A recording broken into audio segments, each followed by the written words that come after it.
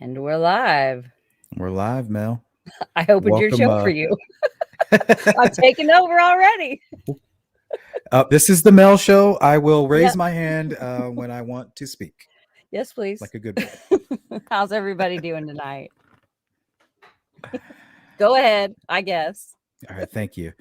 Welcome everybody to another Sleuth Intuition live stream. My special guest, Mel. She has a lot to offer on tonight's topic: the Henrietta murders / Jesse McFadden. I think he's starting to his name's starting to circulate the treaty. Mel is basically well versed in this topic, and I plan to lean on her quite a bit. How you doing today, Mel? Doing good. It's been a great Friday. Yeah, thanks Got for a lot joining me. Happy done. Friday. Yeah, I'm going to a race tomorrow. Super pumped. Haven't got to go in a while because of my back, but I finally got it feeling better. So get back out there in the woods. Kind of race. ATVs. ATVs. Ooh, nice. Well, they do like bikes too, but I don't really go for that. You're gonna We be have a friend riding that them? races. Oh, okay. Support. Yeah, that's how I hurt my back. Riding a quad. Round two, I see. Didn't quite get Nah, enough. I'm just gonna ride in the razor and just watch. Well, we I've do have learned a my full lesson. house. That's good. Awesome. Let's see. Let's go through here real quick. Get the pleasantries out of the way.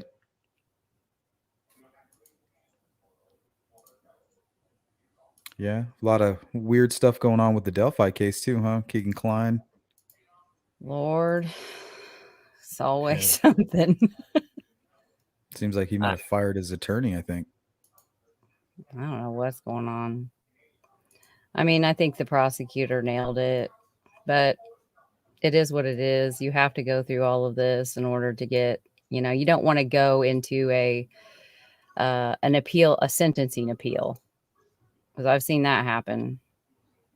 They let a serial killer out on a sentencing appeal, a bond, and he went on to like murder like 6 little girls. Never showed back up. I have a feeling Kagan will be a repeat offender too once they let him out. Yeah. There's some things that you just can't psychologically, like, I don't know. Well, he seems to have a strong There's attraction. redemption. He has like a strong attraction to the opposite sex, but they don't have one for him. You know what I mean? That's got to be tough. Well, how could they? Good Lord. I didn't think he'd get any uglier, but he sure enough did. Yeah, and that personality. I don't know. He's just revolting, Like you look at him and you're just like, gosh. In every sense of the word. Yes. 100%. That's kind of how I'm feeling about this Jesse McFadden guy, the more I learn about him. Oh my gosh. And then you got this familial thing too with his brother. Like his brother is a sadistic abuser as well. I mean, yeah, what's crazy. going on with that? They must right have now, for something. What the hell is going on? Because he's in prison for like murder, right? Yeah. Or something.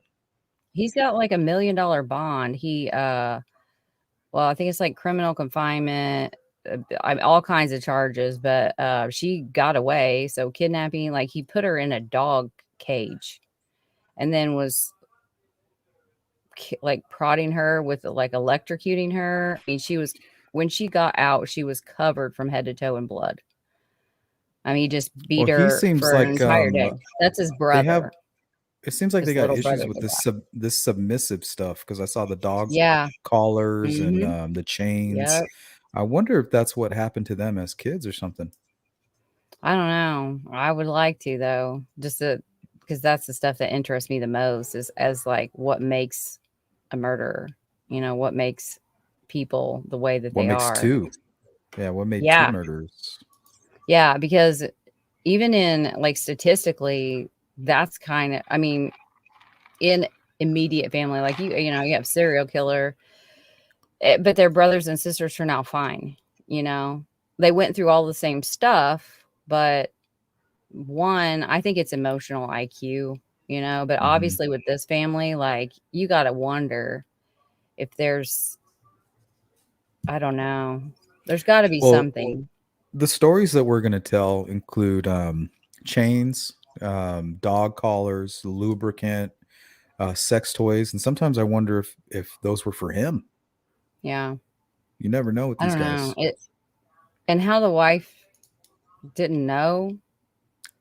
I mean, uh, but then again, you see that. I mean, I think Stockholm syndrome is a little bit overused, but he definitely targeted her, and predators do that. They Hmm. target. I think she was targeted because of her children, because of her past history, um, like in dating. And then he totally bamboozled her by like he literally had a girl um fake, like he paid a girl to impersonate the victim of the rape in 2003. Hmm. And she basically sat down and talked to Holly, his soon to be wife, and said, oh, it was a misunderstanding, and the cops got it all wrong, and blah blah blah. So I was 19, I wasn't 16. I mean, just like unbelievable lie. Like, come on, you did 20 years. And there's a bunch of humbug about, him getting out early. But this, I just found the director of, I think it's like DOJ or something in Oklahoma, DOC. And I hope you to read that, because I think it's interesting. It's enlightening to know like how the system really works and why they can't just, if they do A, B, C, and D, like behind bars, then they get credit. You get like 40 days for every 30 days served. Sometimes, and then it just keeps going up and up and up the more you're in there. So they can end up with 1,000 days credit, in no time flat. It's crazy. And I But feel like, go ahead. Sorry. if they offend behind bars, like he was literally caught behind bars with a contraband cell phone. Catfishing. Yeah. And the article that I read, the director of whatever he is, he's wanting to change that to where they can take that away from them. Because right now they can't. I mean, they can't take very much at all. So the system, and I hope he's successful. I hope the system really does change, because especially for someone like him, like he's behind bars for rape of a child. I mean, 16 to me, that's a kid. And, And and he then he's choked her too, caught right? doing that. Huh? Didn't he like try to choke her or pull a knife on her or something? Very Yeah, he similar to pulled a Jimmy Duvall, I remember. yeah, he pulled a knife on her. And the way that, because she's been speaking out, the way she kind of makes it sound is like he came into her home, like, and then he tied her up as well. So you've got that bondage. Like, is that a signet? Is that like a, Bondage, yeah. something that he has to do to fulfill his fantasy? It's crazy. And sometimes I wonder if everything he did was some kind of weird obsession for the girl he was originally stalking. Like he makes Yeah. mention, like, "Oh, I went out and got a good job. I got a whole new family. Like, look what I did for you. Yeah. You don't want This is, that, and then yeah. I'm going to get rid of it." Yeah. Yeah. Cause I think he said, like, this is what I was going to do for you. But then you were, basically like you ruined it. And now because you won't let this go, I have no choice. Like this, that it's a typical, if you read about abusive, manipulative men, that's the profile. They're always the victim. They can't ever own anything, so of course it's got to be her fault. Like, I feel bad for hopefully her she's got good people in her life. because he looks normal. He looks like a normal Yeah, guy, kind of. really Not does. anymore, not anymore. But I can see her desperately just wanting a good man. Her kids deserve a great, father, whether it's a stepfather. I could see him totally kind of like snaking his way into that whole situation. Yeah. And the crazy thing is I'll have to tell you about that sometime, with the Delphi case. It's a similar story to this one. But that the grandparents had just Is seen that the them. He oxygen stuff we were isolated. talking about?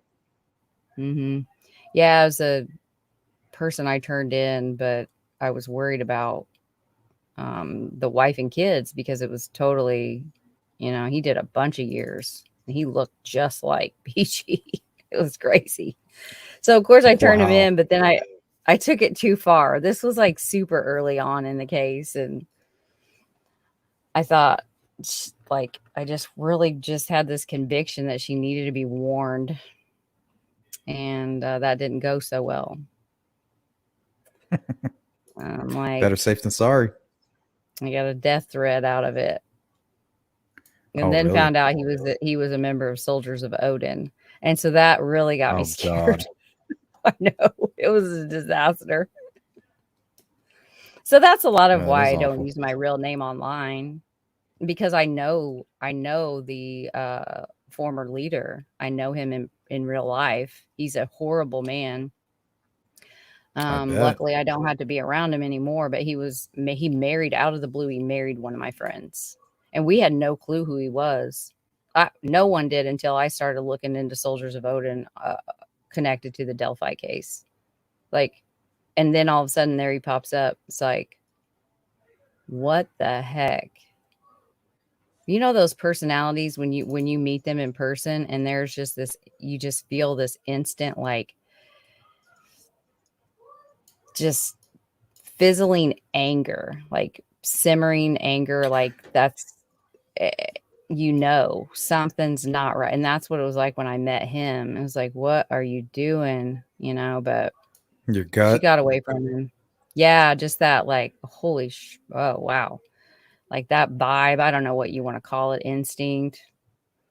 Um, yeah, it was Yeah, I would pretty call it an crazy. instinct. Trusting your instincts, trusting your gut Yeah, so I've instinct. seen this quite a few times. My friend was murdered because of this situations and these types of personalities, and they all fit a pattern. There's and so and this guy, he totally targeted her, hid and minimized everything that he did, had excuse after excuse after excuse, and she was vulnerable. She was mentally and emotionally vulnerable, and then that in turn that put her 3 kids in danger and ultimately ended their life. At some point, though, when you look at that house, you got to wonder, did she did she become a participant? Was she a forced participant? I don't know. But he isolated her from her family almost immediately, and the kids, because they predominantly lived with their grandparents, according to the grandparents. And then when she married him, he immediately took the kids and took control over their lives. Like, they were completely controlled by him. He knew where they were. He didn't let them go anywhere. I mean, look at the house. Look at their beds. Like, it's crazy. Yeah, and I wonder if he was the one kind of texting all the kids' friends, like, "Hey, come Yeah. over. Like, I'm gonna have this huge like final hurrah of evil," Hmm. and I think he was texting them all to come over. Yeah, I think he wouldn't picked him up because the I, I Amber Alert had them with him in his I need to look at my notes, but it was like, I know it was a Chevy. I think a white Chevy truck. Um so yeah, they were just at the school on the Thursday before, at a choir type, concert type thing. And the whole family, right? Looking normal. Mhm. Yep, everybody's happy. Everything seemed fine. How do you hide a upcoming trial from your wife? I don't know. Like, how did he? Well, I guess if you It does, control every aspect, like I get the mail, you don't answer the phone, yeah, you don't even get a phone.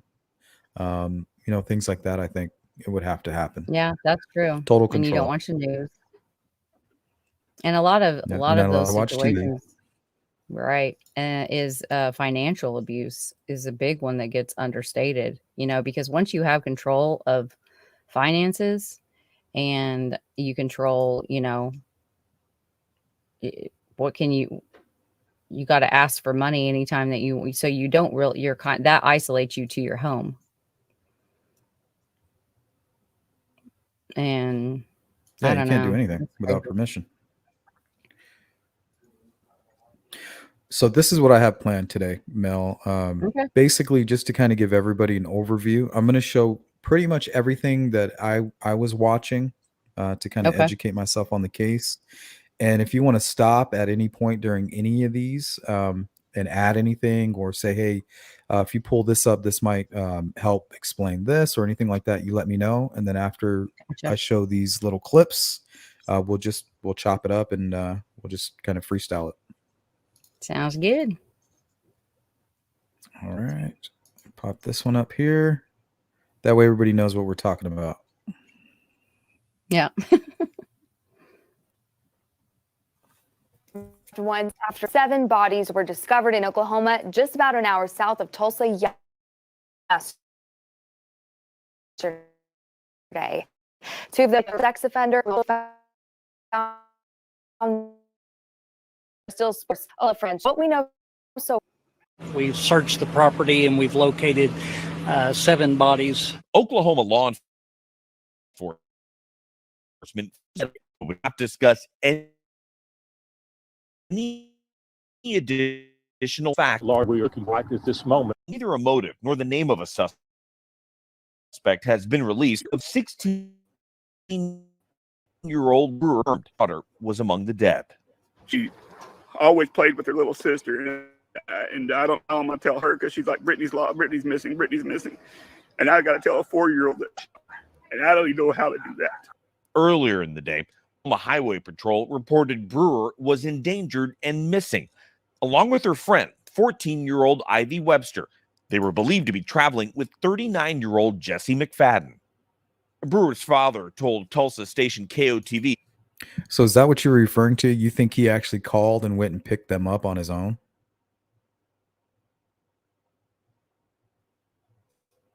They were friends with the daughter Tiffany. So but I definitely think that I think that he probably, knowing the personality type and all that I've read about him being highly manipulative, like he probably manipulated them into thinking it was their idea to have their friends over. Oh, like what a great idea. I'll be happy to pick them up. We're gonna have a big slumber party. Yeah. And I don't know if you noticed, like through the kitchen, there was like I think it's daiquiri mix, and you've got this big property. You got all these things that, a fire pit, animals, ponds, all this stuff. I think a lot of that was just lures, like, oh, if you come to our house, we can drink a little bit with my stepdad. He's, like, I don't know, but I could see that would be appealing to me as a 13, 14-year-old. Exactly. Mm-hmm. It's sad that his daughter was friend of his children. And that's again the McFadden family to connived. Records from the state's Department of Corrections show that McFadden was convicted on first-degree rape in November of 2003 and released from prison in October 2020. He was slated to stand trial Monday on charges of soliciting sexual conduct with a minor and possession of child pornography. Omar Villafranca, CBS News. Yeah, he might have done life, huh?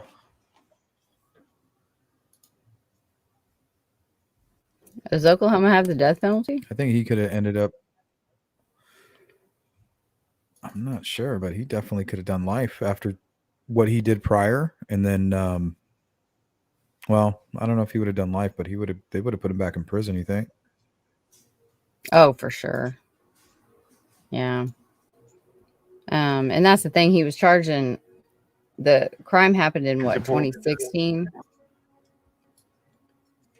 And then they charged him a month after he got out. Let me pull up your timeline says convicted of assault in 2003. Mm-hmm. Sentenced to 20 years. The victim was Crystal Strong, 16 at the time. States that McFadden, 21 at the time, tied her up with belts and bungee cords to poles. Yeah. Just whatever he could find of my dad's. That's disgusting. Isn't that so horrible? Just didn't care, huh? Wasn't worried about anything. Overwhelmed she with his was- fantasy. Yeah, she was screaming, and then that's when he put a knife to her. So it's, you got like 3 charges right there. He just And wanted that fear. this guy didn't show up in the in Oklahoma sex offender registry. He didn't even show up. Are you serious? Yeah. Wow. What the fuck? That's not right. Mm-mm. Yeah, I think the family members like pulled him up, right? We're They like, hey, couldn't he's find not him. here. Yep. Yeah, he's very Somebody dropped the ball. Ariel Castro.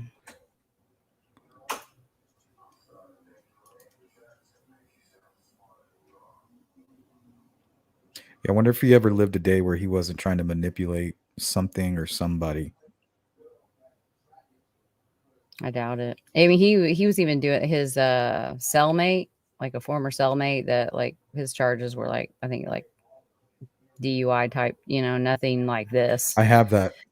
Do you have that? You want to watch that one? Yeah, we can watch it real quick. Quotes from that, but I didn't watch it. I just read it. Yeah. Yeah, I have it here. Whoa. I have it saved. I save it towards the end here, but I'll play it right now. Let's see here. We'll go to the chat real quick, see what everybody's talking about. Deborah, hello. Miss Thang, Miss Persevere, Mandy. Oh, we got a full house. Yeah, we got Ivy in the house. Good to see her back. Yeah. I don't know if we're going to be able to keep up with all this chat. Glad to catch Mel as a guest. I'm behind trying to catch up. Welcome. All right. Let's hear of Jesse McFadden shares his experience. He was a very good manipulator. He's always trying to manipulate me, in just weird ways. Tonight, we're hearing from a former cellmate of Jesse McFadden. McFadden, as you know, is the man police say killed 5 children, his wife, and himself last week. In a story you'll see only on Fox 23. Fox 23's crime and safety reporter Abigail Dye joins us live here in studio. And Abby, we want to be clear. The man you spoke with was not in prison for any kind of violent or sexual offenses. That's right, Sarah. We want everyone to know. I looked him up, and he was serving time for burglary. And he says it was always clear to him that McFadden was a threat and was going to offend again. Unfortunately, he was right. Locked up with a dangerous man. We were cellmates for about 16 months, maybe a little bit longer than that. James Fleming was serving time for burglary. He met Jesse McFadden, who we've told you police say killed 5 children, his wife, and himself. His sexualness just came out of him. Everything that we talked about it always led to a sexual comment or innuendo. Fleming says McFadden moved prisons in 2016, but he kept up with the news of the child porn charges filed on McFadden while he was still in prison. If you're in prison for sex already, and then you get more sexual offenses while you're in prison, there should be Imagine being in prison for a crime and you're committing that same crime while you're in prison. You're completely lost. There's nothing left for you. There's no reason that person should be out on the streets. I just don't see it. A humongous red flag there. So you knew when Jesse got out that he could potentially be dangerous. Abigail, he made such a big impact on my life, and in the short amount of time that I knew him, that when I got out and I contacted the cops about him. Fleming messaged Henrietta police asking if there was a sex offender registry. They replied saying the state has a list, and Fleming replied saying he couldn't find McFadden on it, saying, quote, "I normally would not get involved, but I know with multiple offenses." The police never replied that. I wanted to shed some light on him. I wanted the spotlights to get turned on him. He also sent this message to McFadden, who he once dated. He asked about her name changing, and she replied that she had married Jesse. In my mind, I want to just warn her But at the same time, I know how he is, and I didn't want to say something and him read the messages and retaliate to her. Then the 7 bodies were found. Or 3 or 4 months later, Holly's dead. He the knew kids it. are dead. Yeah, it's a little glitchy. And nothing's ever coming back. Is it glitchy? Yeah. Here, let me try this. If this kicks you, it might I'll be grab my jacket because because I'm freezing. Maybe I should try stop cam because sometimes when you stop cam during that, it helps. Try that. Yeah, let's go ahead and shut those off then if it's glitchy.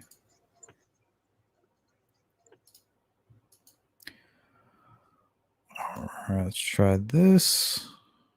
Yeah, it is acting really strange. But that's the end of that video. And that it seems like that guy knew what he was capable of.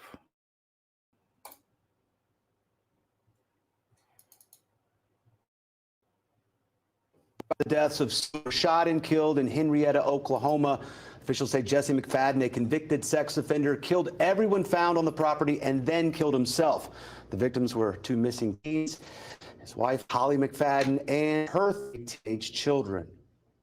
Brett was at this afternoon's press conference where we learned how they died.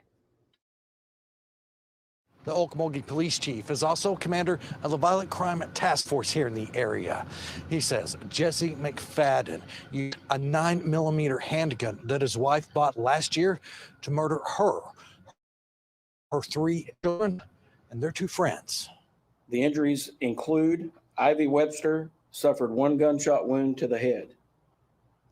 Brittany Brewer suffered 1 gunshot wound to the head. Rylee Allen suffered 1 gunshot wound to the head. Tiffany suffered 2 gunshot wounds to the head. Mayo suffered 2 gunshot wounds to the head. Holly McFadden suffered 3 gunshot wounds. So why did he shoot Holly 3 times? Right. And Seems then angry. Yeah, I mean, it's an execution. He executed them, but he also escalated. I wonder who he killed first. Am I echoing? Not on my end. You sound great on my end. Yeah, I'm wondering if it was the two girls that were staying over. I wonder if he killed them first. I think he wanted to. I think he targeted them. He killed his family, and then he did what he did to them. Yeah, I think the whole him offing himself. Crazy. They didn't get a choice in that part, but he was going to take them with him. Yeah. Oh yeah. I mean, you just don't get more evil than this guy, Jesse McFadden. I don't think I've seen anything worse ever. I know, right? It's just imagine all what he's got away with. I hear myself. Yeah, Does the I chat can't hear hear you unless me? Can you guys hear an echo? Do you have YouTube open? No, That might. How's that? Yeah, you're not echoing on my end. Can you hear me? No, I can't hear anything. Yeah, you sound the same. No, Crimezilla says no echo. What's up, Crimezilla? Welcome. Yeah, I mean, Cammy's saying a minor echo. Yeah, I can hear it. I don't know what to do. Jari says sounds good.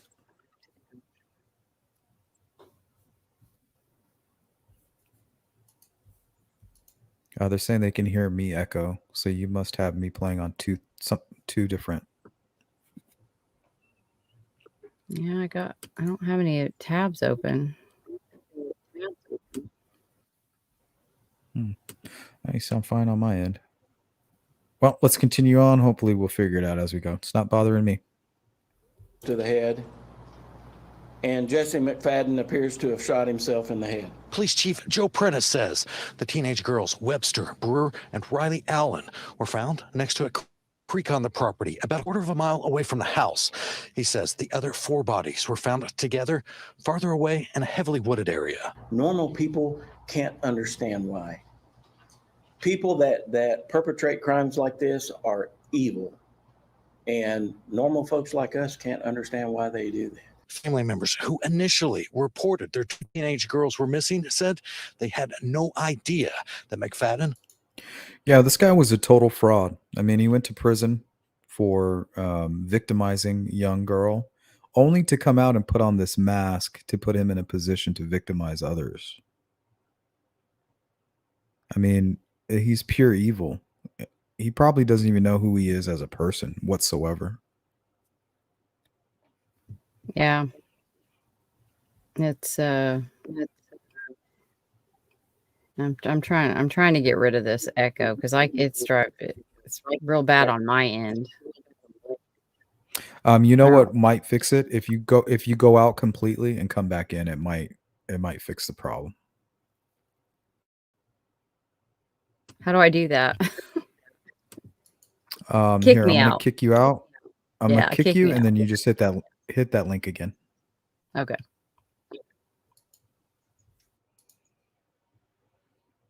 All right. Hopefully that works. Let me go to the chat while we're figuring out the technical issues. Boston says, weren't they both into witchcraft after life child predator, CSAM, abuse drugs? Could that maybe why they? I mean, this guy's really weird. Who knows what this guy's capable of? You can be dealing with a serial killer here. Who knows what they're going to find on that property? Was a convicted sex offender who was due in court on Monday for new child charges. I believe that the parents of Brittany or Ivy did anything wrong. They are devastated by the loss of their children. Is that any better? Like I said, I wasn't having any issues. Are you still having an echo? I don't hear one now. So that's good. Testing. Yeah, it sounds good. Good. Mm-hmm. All right. So we've heard from, looks like this is the chief of police. I think they did a full press conference too, right? Yeah. And then I think it was the mayor that spoke out at the scene. But it wasn't very interesting. Now something's going on with my camera. What the? Yeah, it's all blurry. That's weird. Hold on. It's a big property. They were renting. Hopefully it's not on my end. Yeah, it might be on my end. Hold on a second.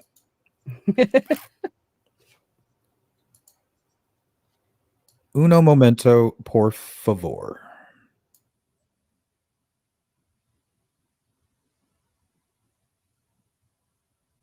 Yeah, this so apparently they found like bones as well. The aunt found bloody clothes. I don't understand why the scene wasn't locked down. I mean, that's just crazy. What do you mean they found bloody clothes? Like completely separate from this incident? Yeah, like they found them in like under the floorboards and then in the back of a closet. And like when she reached in to like grab them, it was toddler's clothes, and they were still like wet. And then like the blood got like fluids got on her. I mean, she did an interview and she was just absolutely traumatized. But they were planning the funerals, you know, and they got a call from the landlord and been like, all this stuff is going to be gone by Monday. So come and get what you want, because I'm putting it's all going into the dumpster on, you know.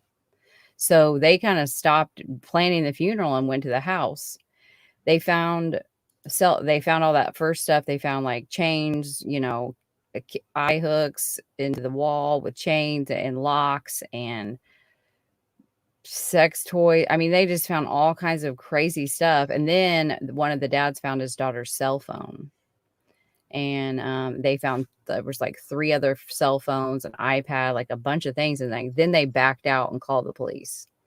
They came, then they released the scene again. They go back in and find even more stuff.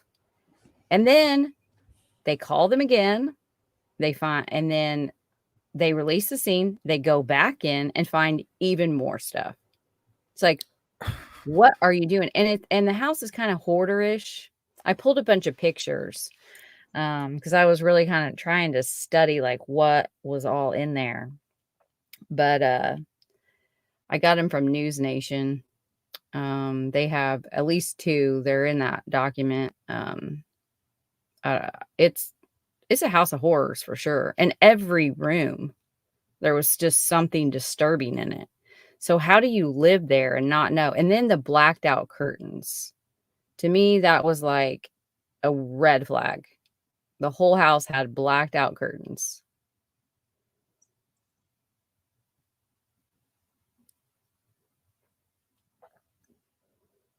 You could be able to zoom in, I think. But yeah. I mean, they didn't take any of this stuff. What was he doing online, you know?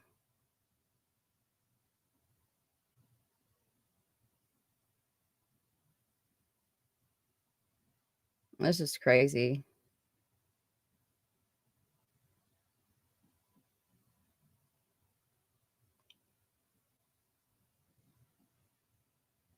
I mean, look at that. Like, what other reason is that there?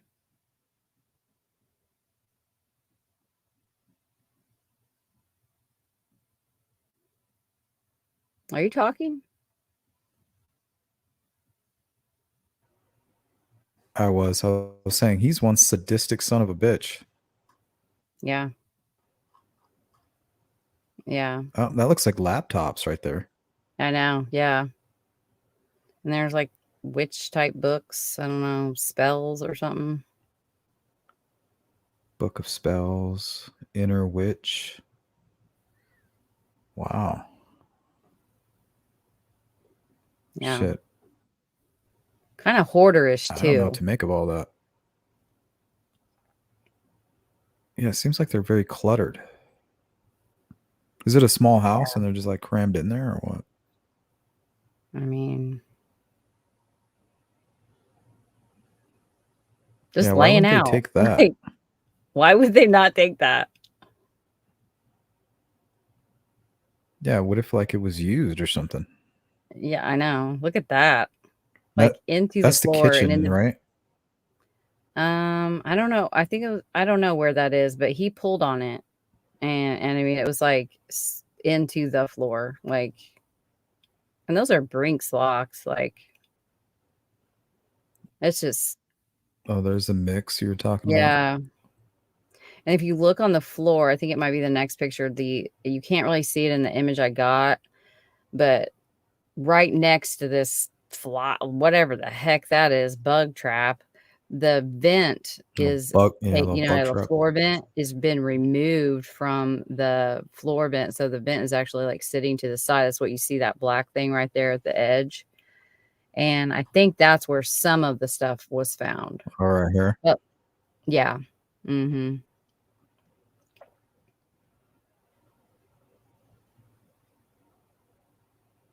God, they must have been living in hell. Honestly. And then that's where they found the cell phones.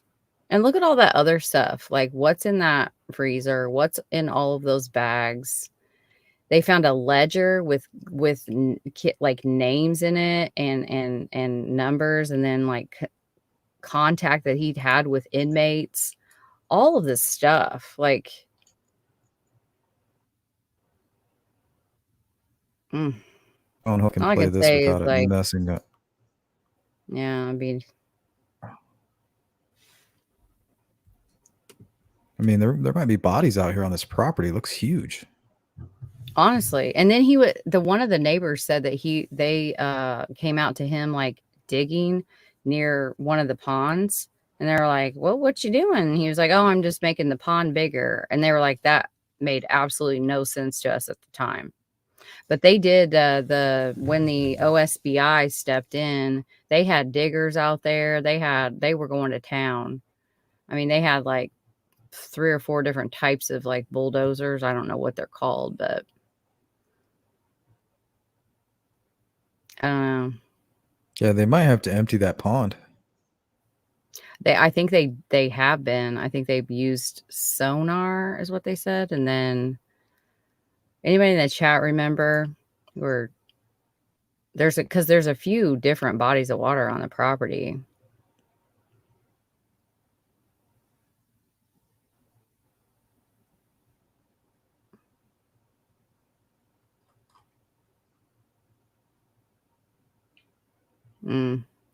I don't even want to know what's in there. There could be.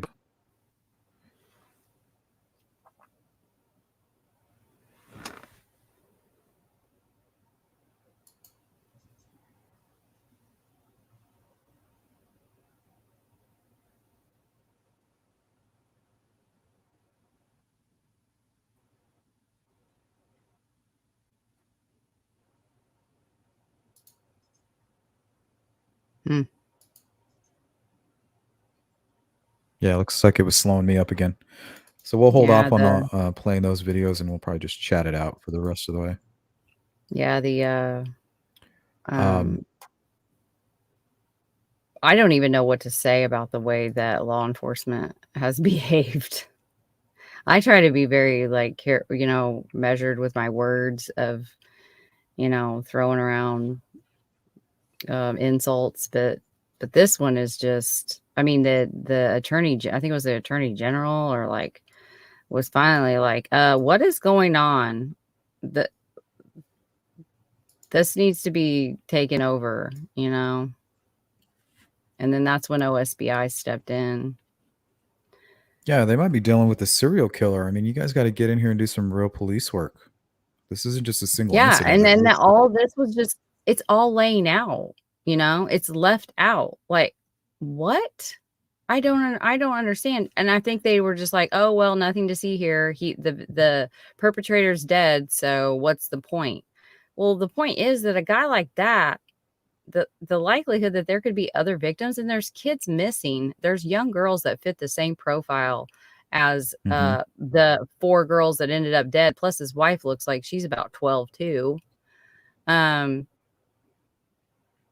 Right there, right in and around this area, like what if some of this stuff could be connected to them, but they cleared the scene and let the families go in there and they touched everything. They didn't know any better. Won't be their fault. But now you've completely contaminated everything. Like the fact that this place was even open, some of these, one like this, you would see the scene like closed and guarded for a month while they are systematically going through everything. And none of that was done. Why? Yeah. And none of this would be left there. It would be bagged and taken away. And they said they didn't even know that a registered sex offender was living there. Huh? This is a call. Yeah, that's like that's like the BDSM type stuff. Drugs laying out, like this left These are that. handcuffs. Yeah. Yep. That other one, what's that say up on it? So some of it looks like a nebulizer, but I don't know. Foil, like what? There's just a whole plate of drugs. Well, yeah, it's crazy. Yeah, what is that? Is that heroin? Or resin or something? I can't tell what that is. It's like a syringe.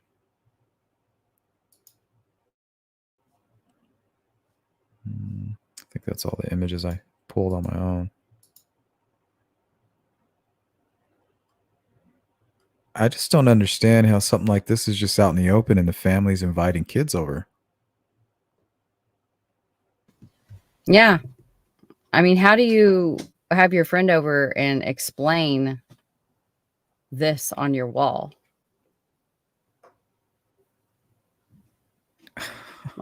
There's just no way to explain it.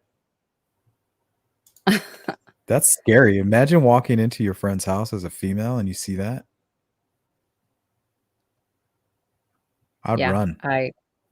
Yeah. I had Did you a hear friend. that story about the guy who drove all the way to California from like Tennessee and kidnapped that girl in California and brought her home and had his basement done the same way with chains bolted to the wall like this. Yeah, Chadwell. Yep, Chadwell as well. Yeah, I had a friend. Well, she wasn't really my friend, but like to be nice, me and my 3 other friends, she'd invited us over for this like slumber party for her birthday. And we were probably 14, 15, and it was similar. I mean, it was just dungeony and scary, and her dad was so creepy. And I mean, he burst in on us, like told us to go get ready for bed, and then there was no doors anywhere, just curtains. And then he kept like trying to brush up against the 3 of us, and I mean, it was just the worst night ever. Like, we were so scared. But the thing that haunts me now is we never said a word, you know? Yeah, I wonder what's happened now, because you never know when these fantasy-driven types, they're just working up that courage to cross that line. Yeah. Let me play a quick video because I have to go to the restroom real quick. Okay. So bear with me here a moment.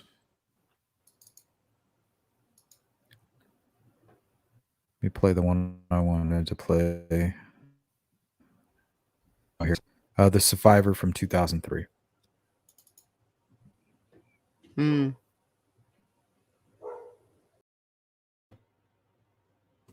Yeah. And Mel, you were saying something about some new details you were reading about today. Oh yeah. Pull it up.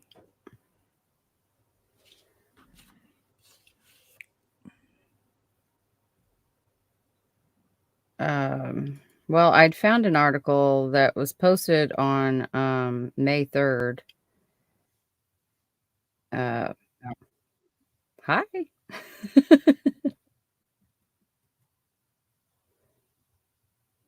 Camera's acting weird again.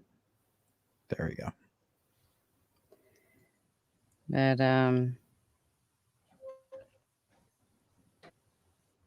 it's New York Post, so it's got all these ads that pop up, and they're like, do you not look at the ads that are popping up on your stuff? Like, hello? It's so creepy. Like, what in the hell is going on? So that's why I just quoted some things from it, because I didn't want to show it.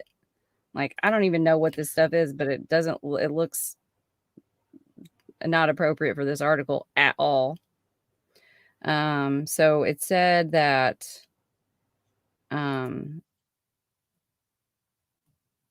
struggling to piece together a timeline of the killings. There are questions that will never get answered because the only people that know are no longer here. Phone records reveal, it keeps showing his ads. I'm trying to find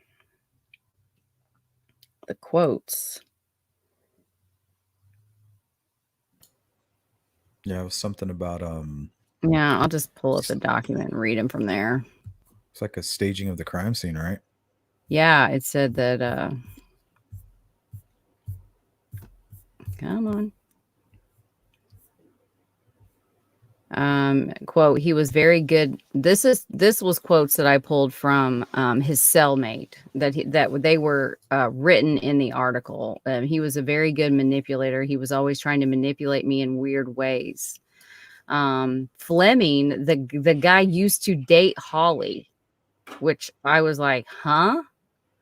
One of the victims police say McFadden killed. When Fleming realized her name changed, he reached out to her. And then, so from the New York Post, it said, quote, without going into a lot of detail, this is the apprentice, one of the sheriffs or chiefs or something, said that the scene appeared to be staged to me. And that is my opinion based on what I observed, Prentice said at a Wednesday press conference. I think the bodies had been moved from where they were originally killed, he added. And then the search warrant, I haven't read that one, but I pulled it, reveals it may have been planned. So I hadn't read that one. I thought you might want to read that one. Which one is it? It's in the Oklahoma 7. It says news on 6. Search warrant reveals it may have been planned at the bottom of that document, or the last page of it anyway. I know it's long. I'm OCD. No, I'm having a lot of issues with my computer right now for some reason. You want me to try to share my screen? Yeah, if you can. My computer's weird. If I don't reset it like once or twice a day, it'll start acting weird. And I haven't reset it today. Okay. Let's try that. Yeah, it's acting much better when you do it. Okay, cool.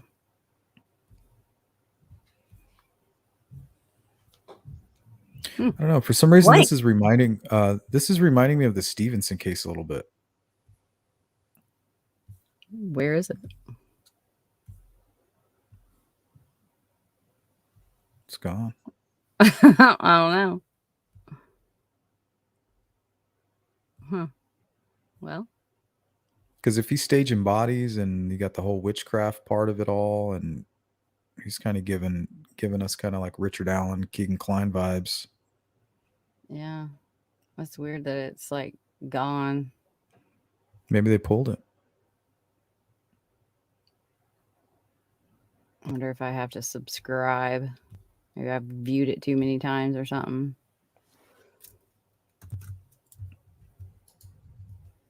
See what's going on in chat here.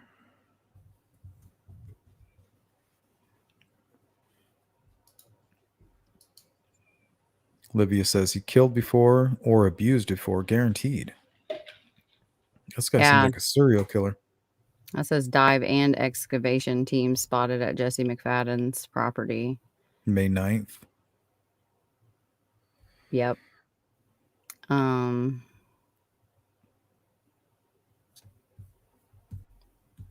Add some. I wonder if he did it for shock value.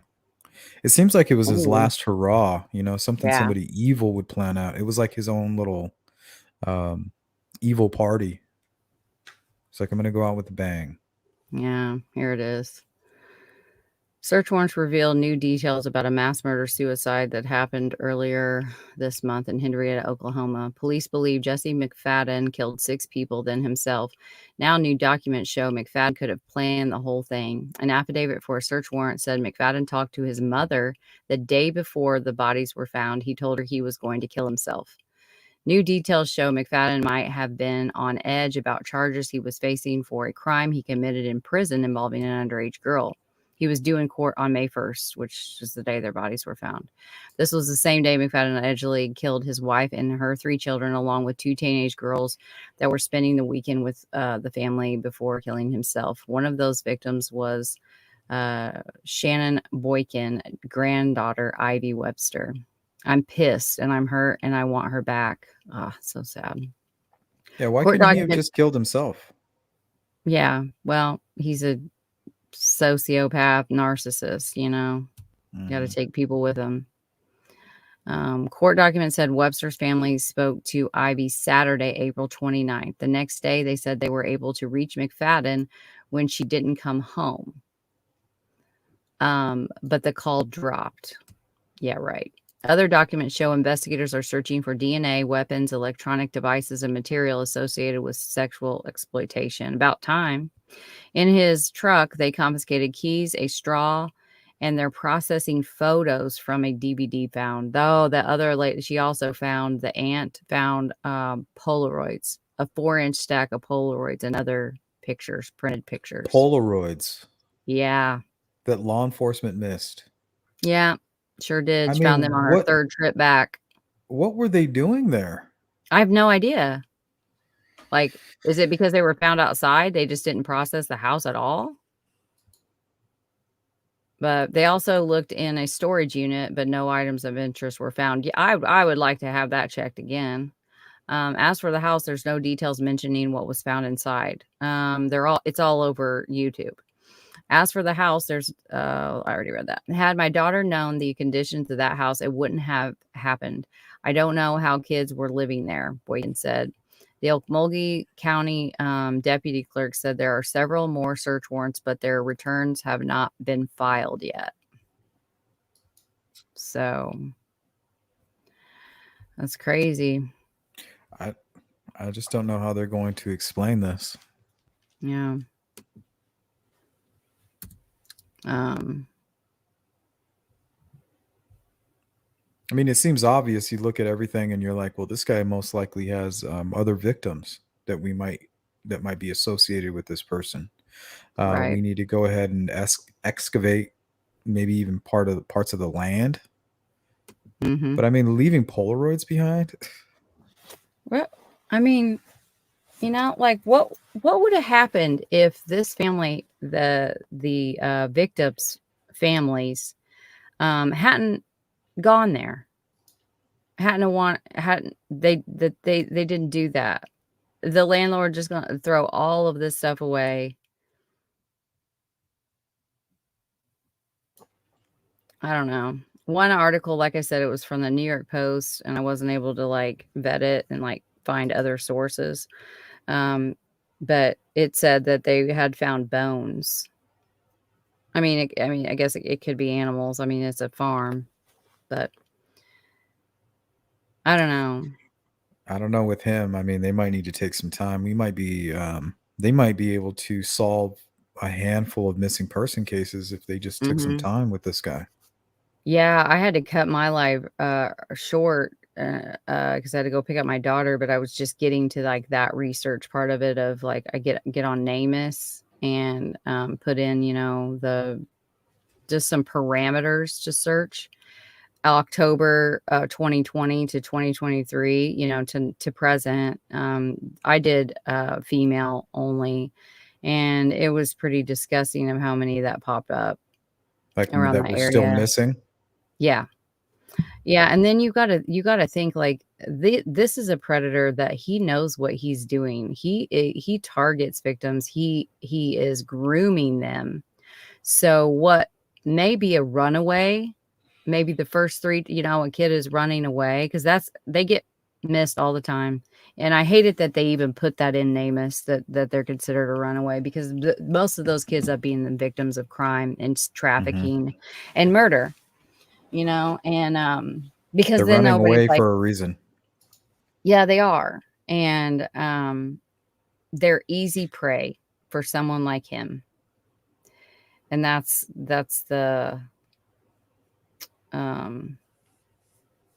it's just sick.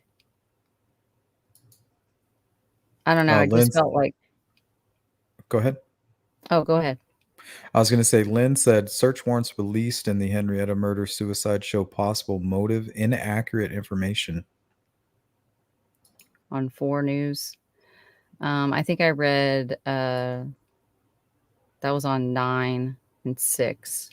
I didn't read anything from 4. He married his cellmate's girlfriend. That's what I was like. Is this guy like, where did they meet? I mean, I pulled their marriage certificate. That's crazy that he targeted her. He probably learned all about her and used that information to manipulate her. Yeah. Like, God,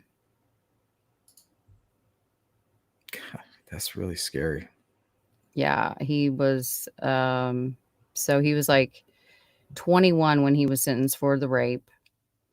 And then which is pretty young. he some of his other charges were like grand larceny of a dwelling. I found some other ones, but I didn't pull them because it was like, I don't know. These all had Jesse Lee McFadden on them. But there were other ones like check deception, you know, just like random stuff. Like he's just a con man, you know. And then the whole paying that girl, and that girl actually came forward and spoke to like the grandma and was just profusely apologizing in tears of like, you know, he victimized her too, you know, like, I'll pay you to lie to my wannabe wife.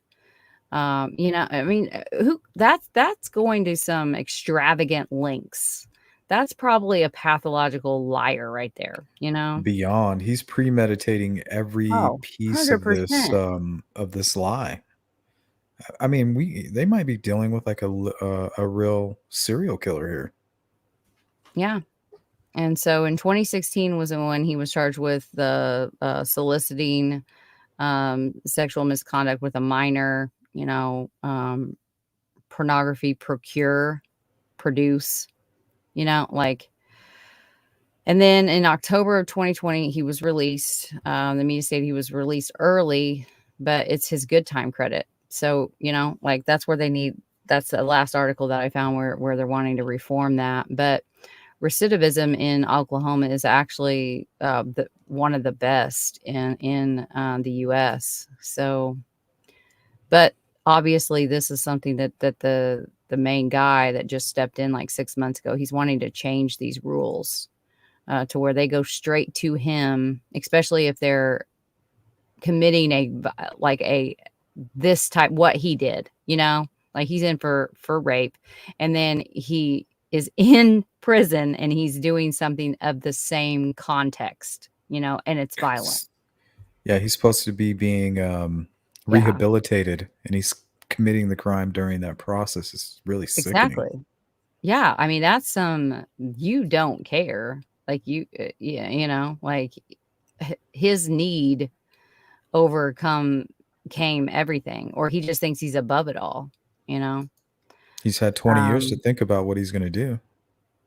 Yeah. A lot of so time. He was in November, he was arrested and charged with the 2016 offense, and he was released on a $25,000 bond pending trial. And then the pandemic got in the way of it. So like it got a bunch of delays because of that. So he was just out that whole time doing all kinds of stuff. Who knows what he did to those poor kids that had to live with him.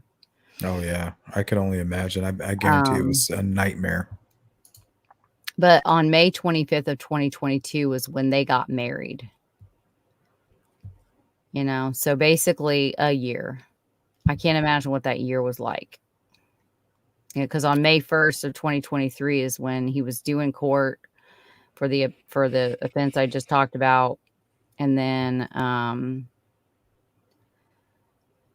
this was an interesting part too. So the grandpa found out, like he found him on a state registry or was some kind of, he found him through some way of like, he was looking up a friend of his or something. I can't remember. But he found his criminal record, and he called his daughter, and then, you know, but basically they found out in March of 2023 what he really was. And Holly's aunt stated that the woman who was paid to talk to Holly contacted her to apologize for taking the money to lie to Holly.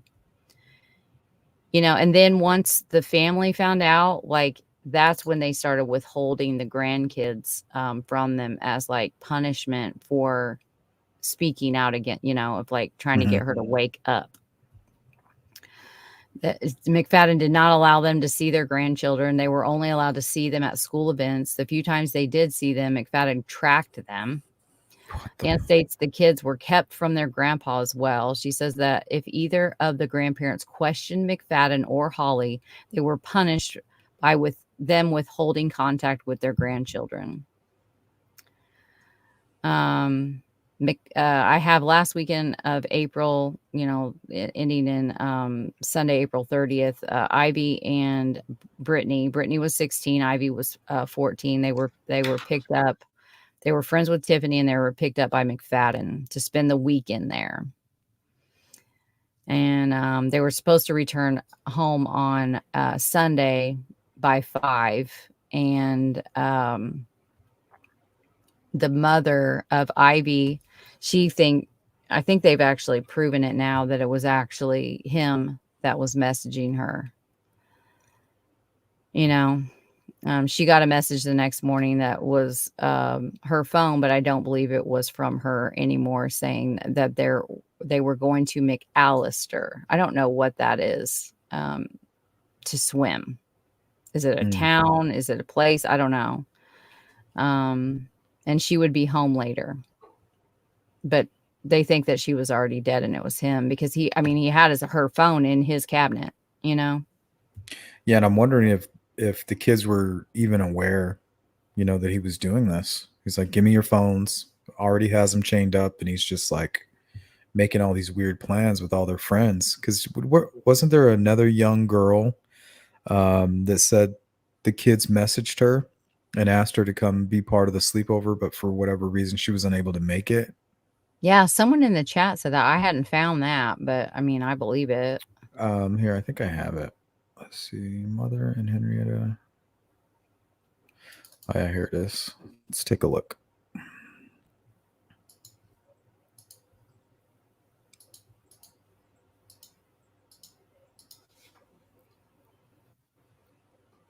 That same weekend, I got a text asking if I wanted to go up to the mall and asking if I go up to the mall in Tulsa. And I said, I don't know if I can today. And she said, okay, and everything. And I said, maybe next weekend. Annika is best friends with Tiffany Guess, one of the victims, Monday's murder, and Henrietta. We were roller skating and lakes and everything. We swam. It's gonna be hard without her and everything. Annika was asked to come over the same weekend. 2 teenage girls and missing Monday, and 7 bodies were discovered, shot to death. Jesse McFadden murdered. So crazy. I wonder when that little girl was asked to come over, and if they've been able to narrow down time of death.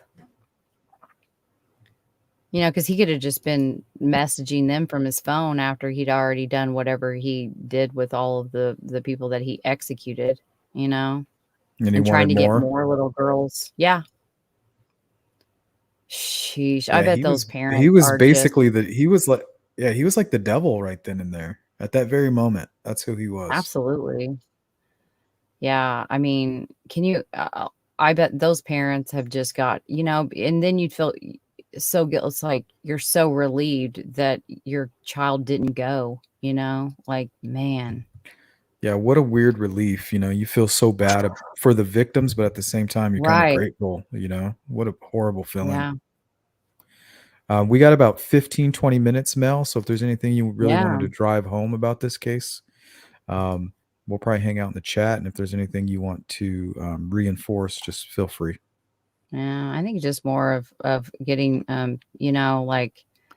I see it. My kids are just out of that age of spending the night and going to other people's homes, and warning parents of just you got it. I called them drive-bys. Their parents would literally just drop kids off at my house, and they never wanted to meet me. And then they would be weird about I didn't let my kids stay anywhere that I didn't meet them, and I didn't have all of the family's names, what animals they had before my kids ever went. And look, I know we all know this stuff, but I don't think the populace knows this stuff of how easy it is to find a criminal record and court records and vet who is in the home, especially if it is a step situation, with a stepdad, because just the rates of go up, statistically go up a lot.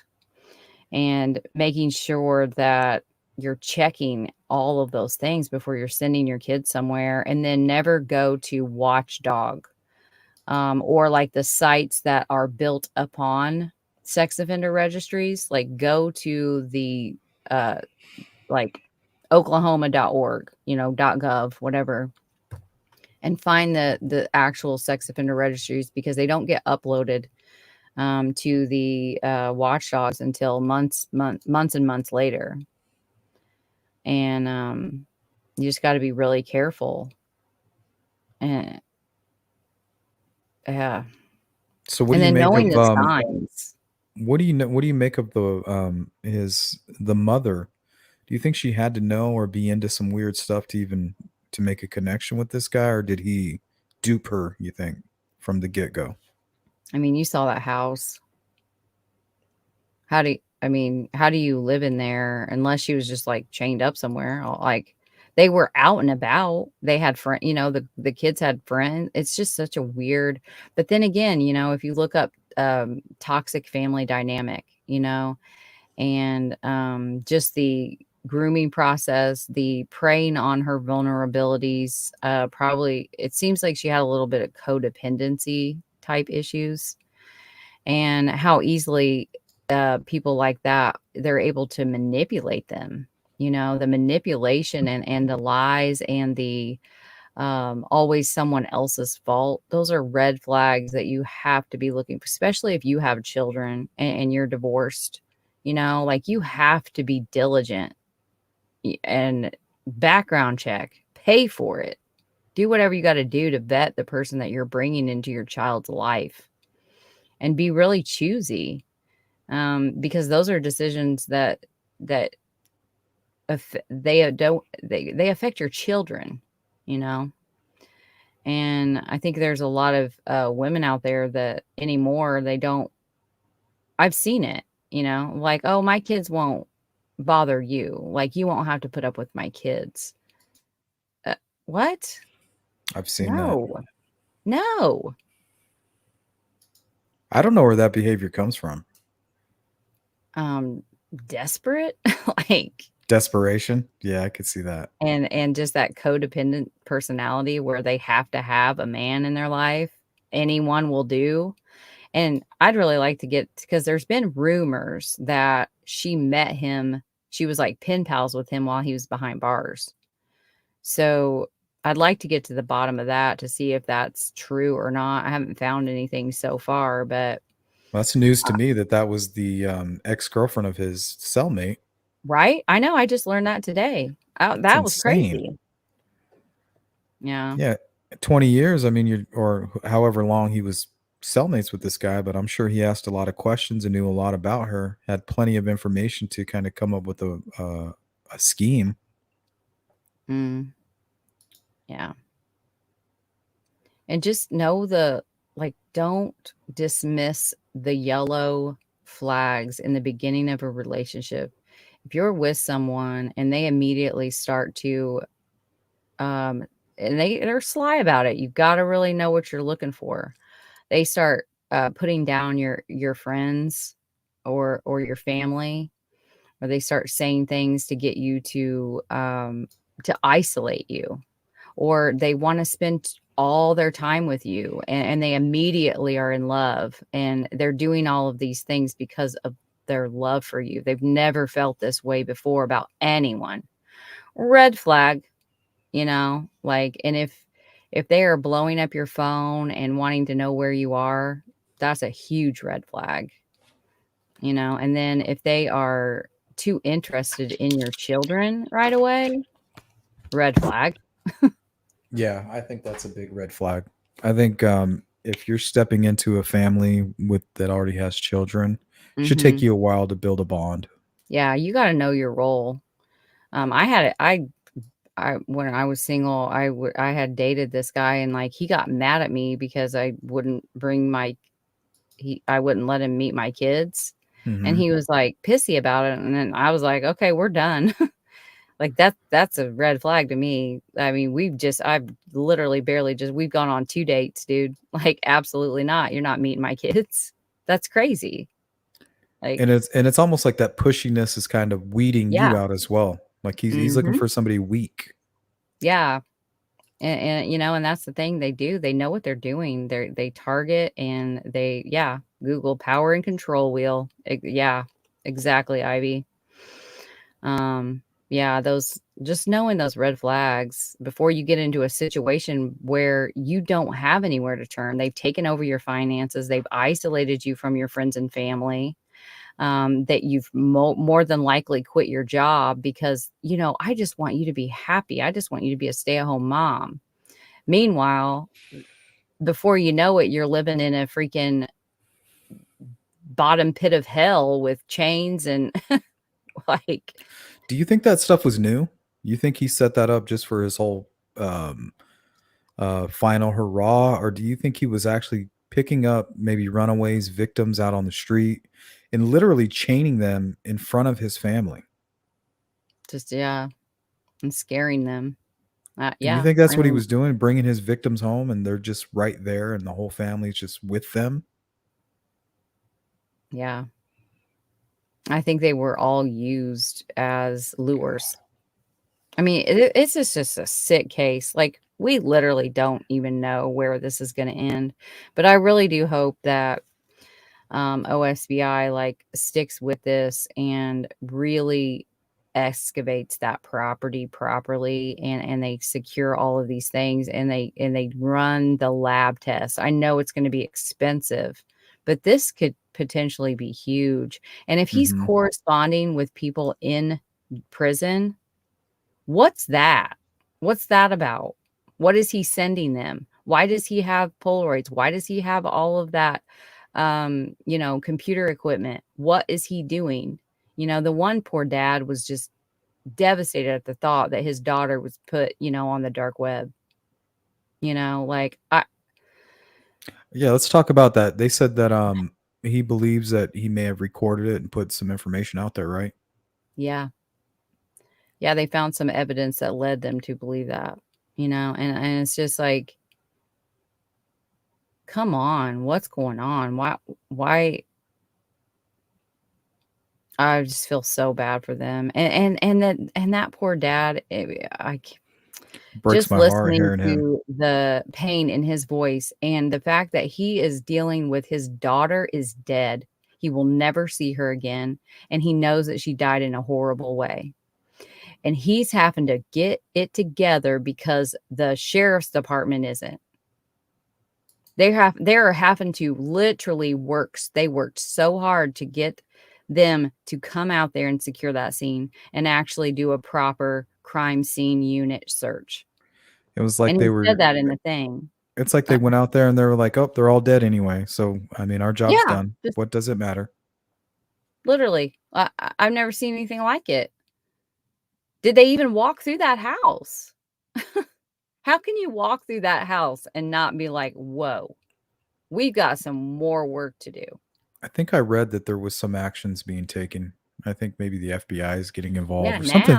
now. Something's going on. Yeah, That's- it is. It's a literal nightmare.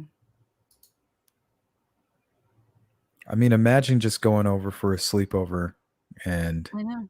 you're stuck with this nightmare. I mean, it's literally a living hell. Yeah. It's so disturbing on so many levels. But yeah, I just hope that I just hope they do a good job of searching that property to make sure there's no other victims, I can almost guarantee that there is. And this guy could be Yeah. involved in all kinds of crimes across state lines for all we know. Oh yeah, because like with the Kagan Klein stuff, this is like we were talking about that behind the scenes. Like, a lot of your viewers are my viewers too. I found that out in my analytics today. But like that fantasy versus reality of what I did with like breaking down what Kegan Kline did and then living in this like fantasy world. And then like soon that's not enough. And that's exactly the escalation with McFadden, you know, and then you got his brother to boot being a domestic abuser, criminal confinement, you know, kidnapping, charge after charge after charge. Like, I and wonder then what the their mom, father was like. what's going on with that? Did you catch that? Like, he called his mom and told her that he was going to kill himself. And like, she didn't think to like, hey, maybe I should do a welfare check on my son. Like, She was probably like, that might be best. that's just bizarre. Like, I know what you're capable of. If you're anything like your father, that, you know, that might, or your brother, that might be best. Yeah. And sending your young, like teenagers, you know, babysitting make sure the wife brings them home. I don't know. I just don't agree with that, putting your child in that situation.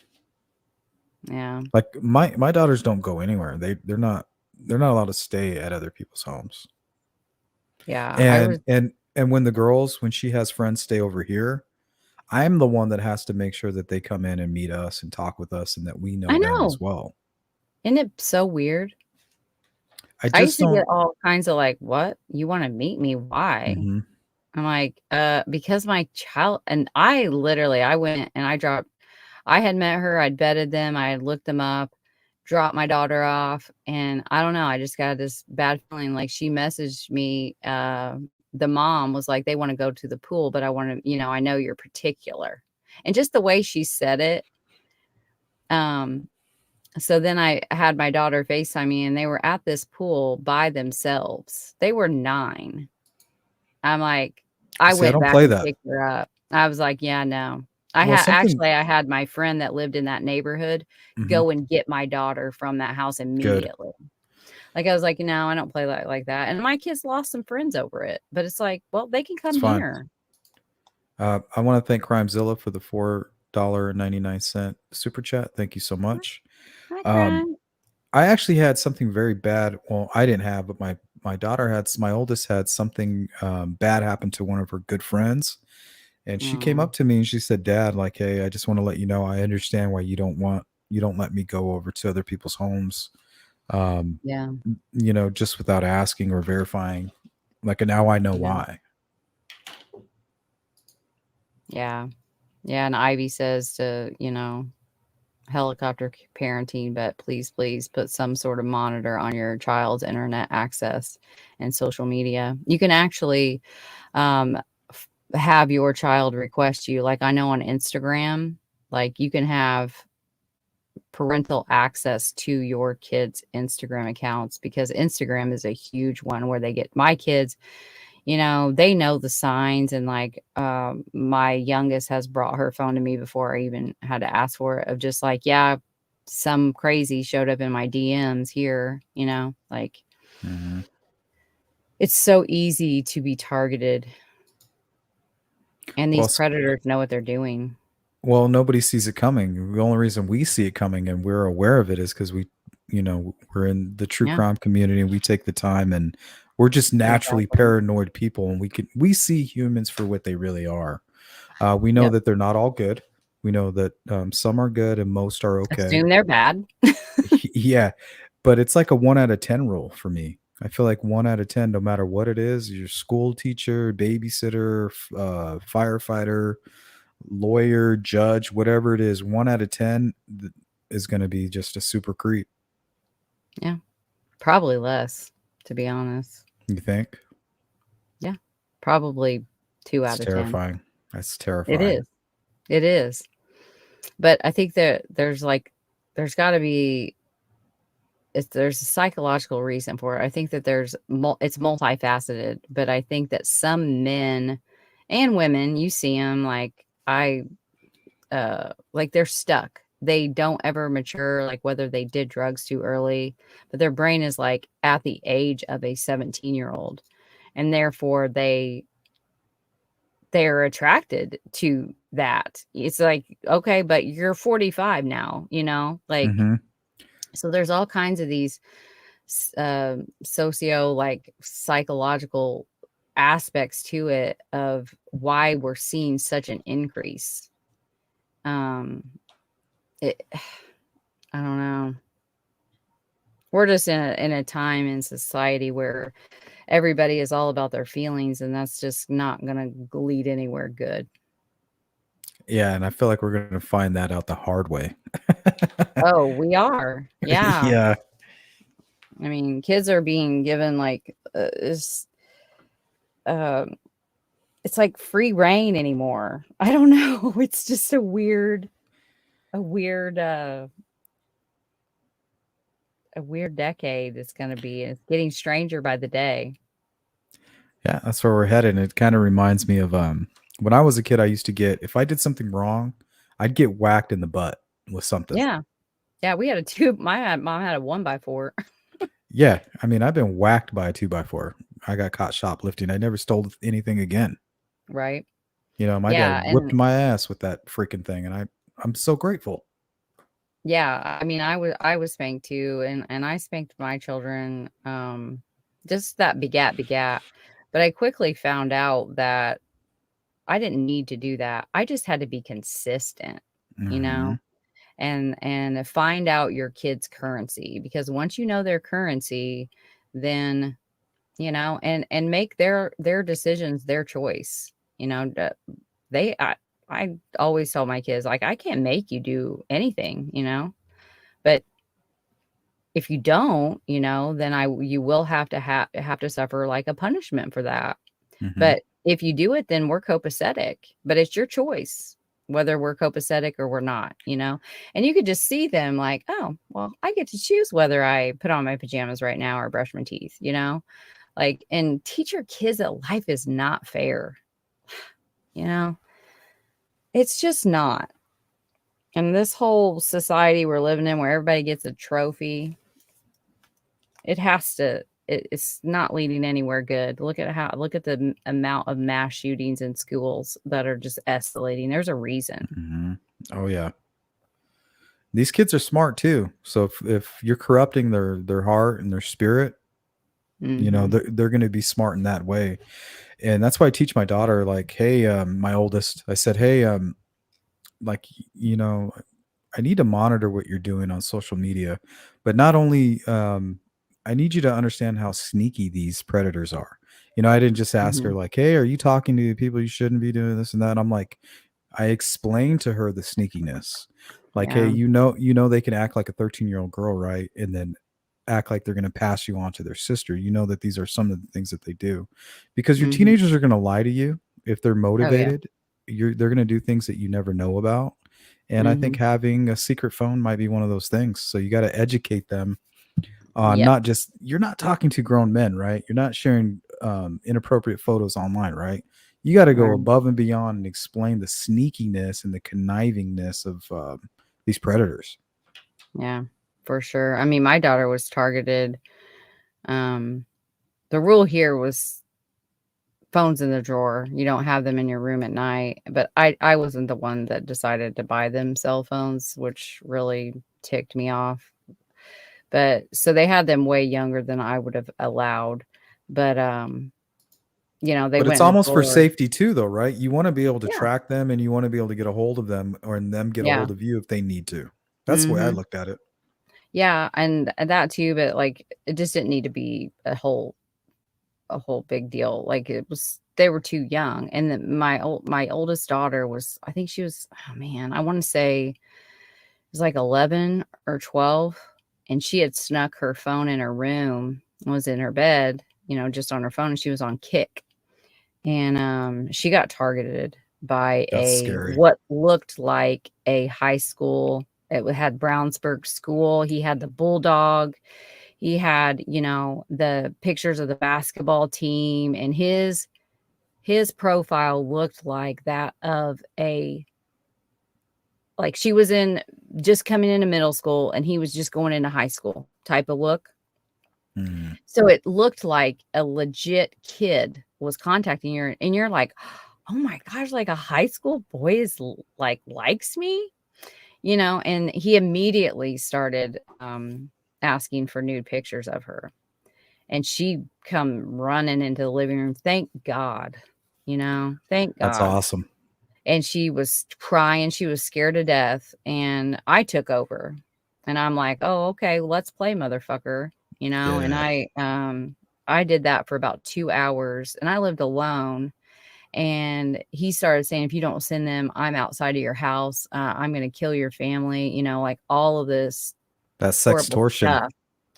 And I was literally like, I was so scared. I was almost going to send him something, like, because I just like panicking, you know, like, and I finally called because you don't want to make a big deal out of something. I don't know why we do that as a society, that we think that we can't call 911 or Well, like, it's because your mind doesn't automatically go to that horrible place that these sickos just live in on a day-to-day basis. I You're had to, though. I did that Yeah. night, and they came out. They were at my house lickety split because I didn't know this, but the week before they had just done a sting at the park that's like 6 houses down.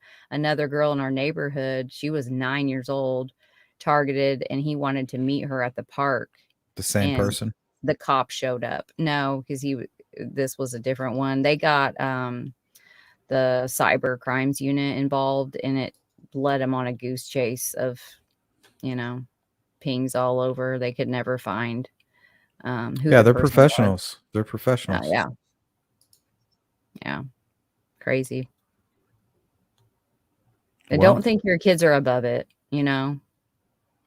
Yeah, nobody's above it, and it could happen to anyone. And that's what scares me the most, is becoming a statistic. Yeah. That's a fear of mine. It's a real, I don't know if that's like a real phobia. But everybody, No, I know exactly what you mean. any tragedy, if you watch and you listen to the family, they say, we never thought this would happen to us. Yeah. That's the first thing they say. Mhm. I don't want to be that person. Yeah, I know. Me either. I know exactly what you're talking about. And you feel guilty, you know, and like, especially like when I think of Anna Williams, I just, and my kids were the same age. My oldest daughter is the same age as Abby and Libby, and she looks like Libby. Like, she looked just like Libby, and her best friend was a little redhead that was, you know, just stayed with us all the time. And it was just like that guilt, like what we were talking about earlier, where you're like, oh my gosh, like that could have easily been my daughter and her friend, you know, like they would go to the park. Yeah, they went with our Doberman, who would protect them more than I could. But still, like, before that day, our lives changed that day. But when you think about what Anna has had to go through, and the Patties and their family, like, and you're just like, it could have been me, you know, especially when it's an outlier like that, of like, my kids go, I loved that they wanted to be outside and not stuck on a computer, you know, and going to the park and going through the woods and going to the creek and going to bridges. Like, my kids did all of that stuff until that day. Until You that know? day. And I had a And I'll great tell you childhood. what, you know, I'm a few counties away, and every single parent drove their kid to the bus stop that next day after we found out what had happened to Abby and Libby. There were the cars were all lined up, and where the bus picks up all the kids, no one let their kids walk. And I mean, some of them are just like my kids were like 4 or 5 houses down from the bus stop. I was like, oh, heck no. And it, you know, it was cold. So like, we're all just, and it stayed like that pretty much the rest of the year. You know, like, we trained our dog to walk the girls to the bus. So that was like better, but I did that from that day forward. They never like walked alone. They never went to the park alone. You know, like, it just changed the fabric of small towns. No, it changed me as a parent, and I felt the same way when I saw Abby. It reminded me of my oldest and her friend. Mm-hmm. I was never the same. I wasn't the same. I think Yeah. I would do about anything not to be Anna or the Carrie or the Patties. I think I would give my left leg not to have something like that happen.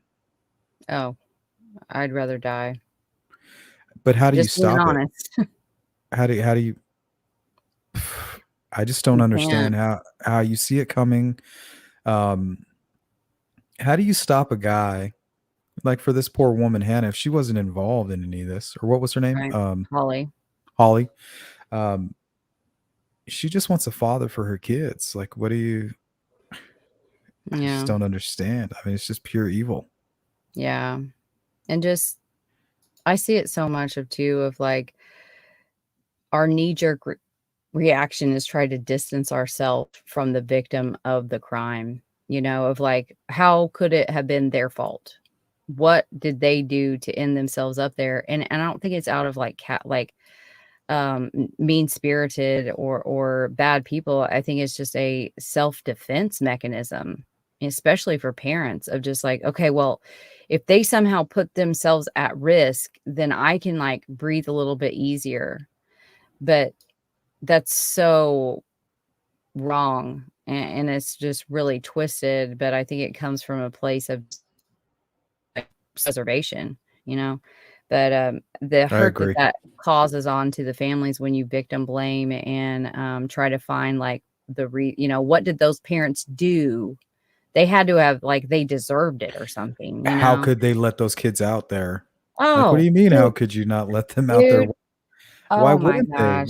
All kids should be allowed to be walking out there. I mean, That was why? horrible. The better question I is how does a society create something like a Richard Allen if he's guilty? You know what I mean?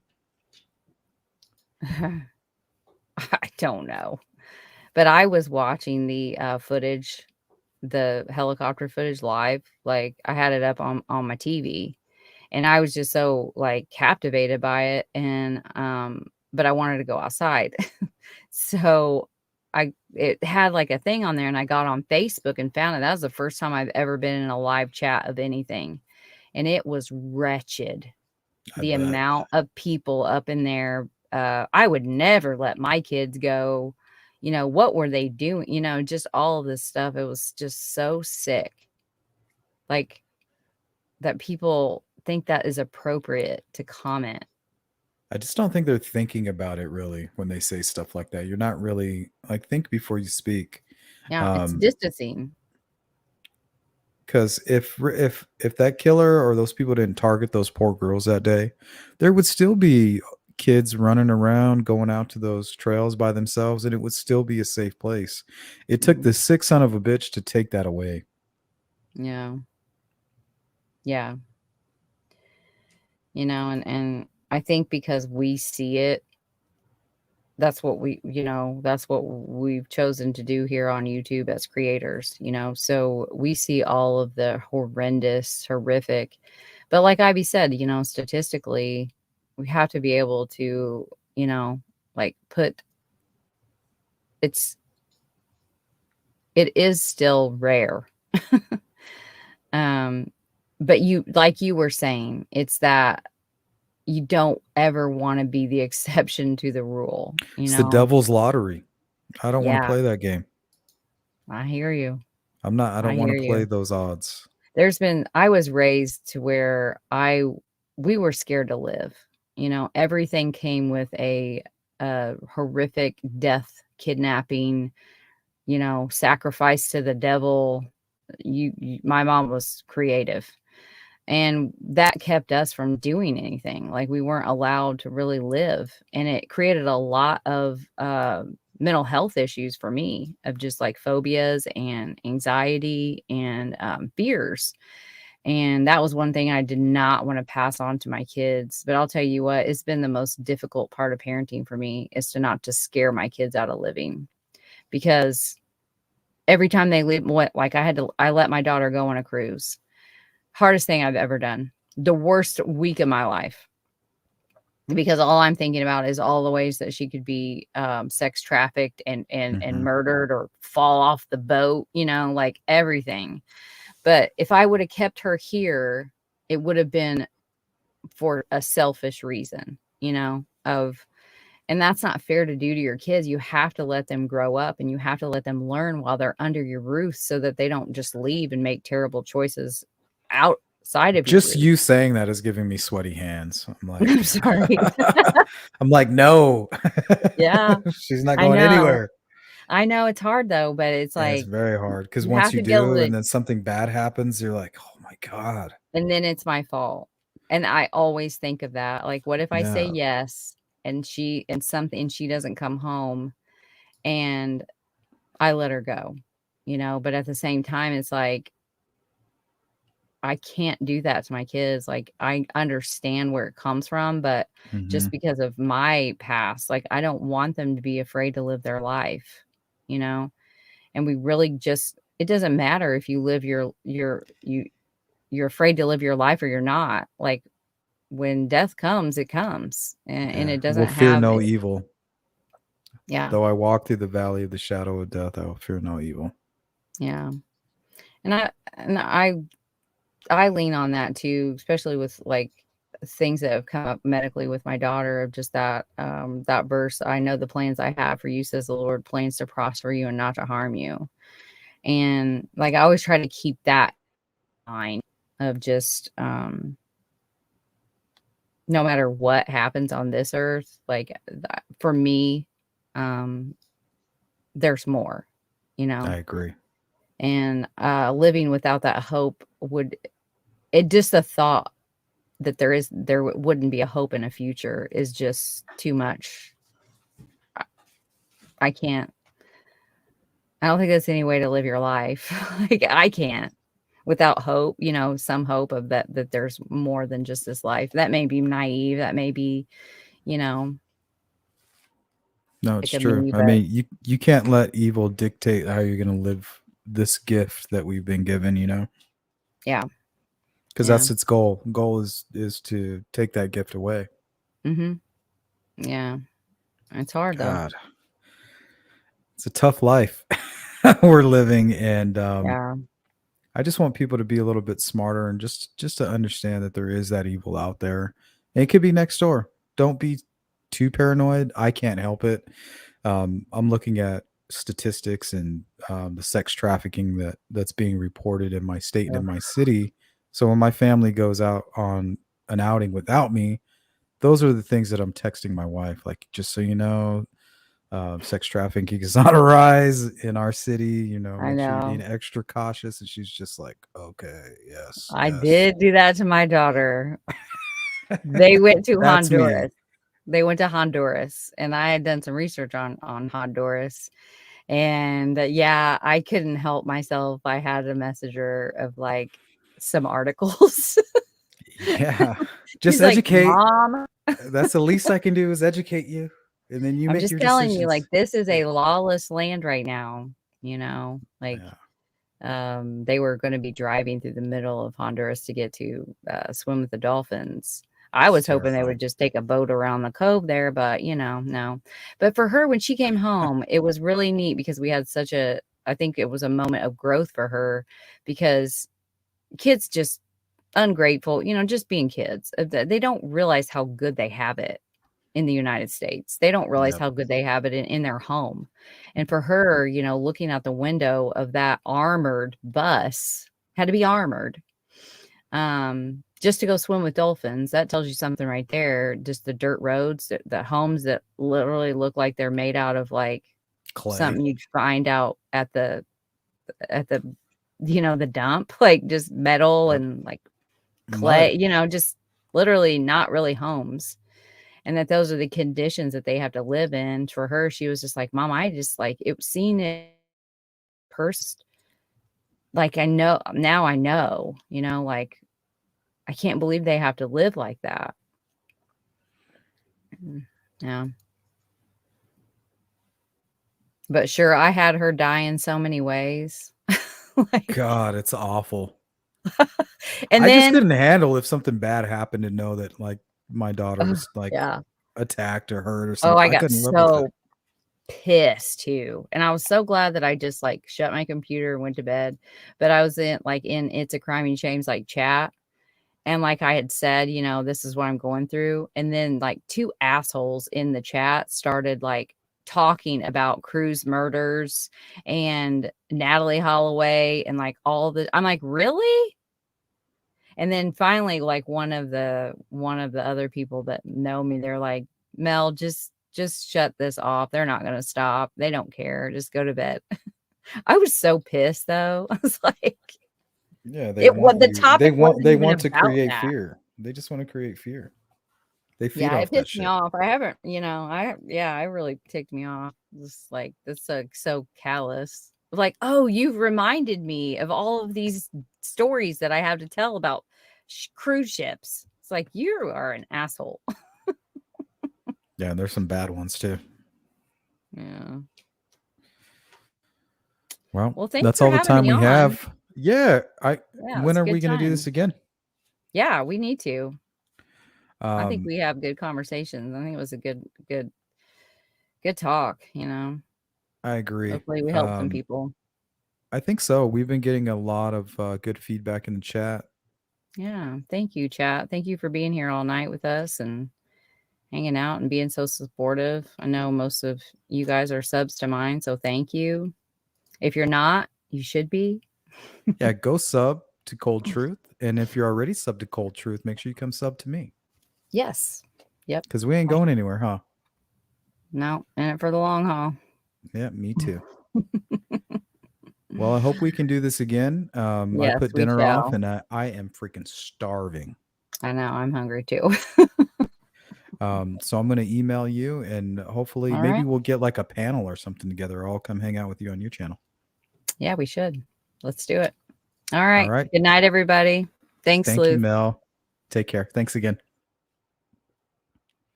All right, guys. That was Mel from Cold Truth, and this was just really another horrible case, something perplexing, something that the true crime community should definitely learn about, know more about these types of monsters. This is what a fantasy-driven catfish person can become. Just a full-blown monster. This is a perfect example of what's to come from these types of criminals, where they cross that line into fantasy. I don't think there's any coming back, honestly, once they cross that line. I think it's a line that they're crossing where they're leaving reality and they're now entering into this fantasy, and they've lost complete control. So I want to thank everybody for hanging out with us tonight. Sorry we had to reschedule it. That was my fault. I'm sure that we will do it again. Make sure you hit the like button, subscribe to Mel over there at Cold Truth, and enjoy the rest of your Friday night, guys. Take care. Peace.